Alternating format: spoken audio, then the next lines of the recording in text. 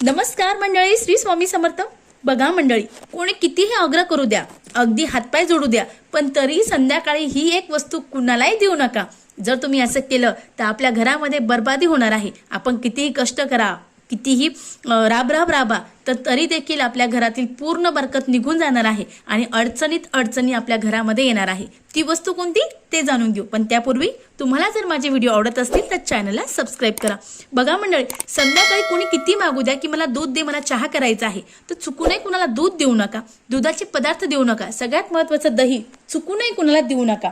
यासोबत कांदा लसूण सुद्धा तुम्हाला कुणालाही द्यायचं नाही। यासोबत सगळ्यात महत्त्वाचं म्हणजे तीळ, तेल आणि झाडू आणि सगळ्यात महत्त्वाचे म्हणजे हळद चुकूनही कुणाला देऊ नका। यासोबत पैसा दागिने सुद्धा संध्याकाळी कुणालाही द्यायचे नाही। बघा, अगदी साधी सोपी माहिती आहे, पण आपल्याला माहिती नसते आणि यामुळे आपल्या घराची जी बरकत आहे ती निघून जाते आणि आपण म्हणतो की मी खूप पैसा कमवतो पण पैसा राहत नाही। या अगदी साध्या छोट्या चुका आहेत, त्या टाळा। व्हिडिओ कसा वाटला कमेंट्स करा। श्री स्वामी समर्थ। धन्यवाद।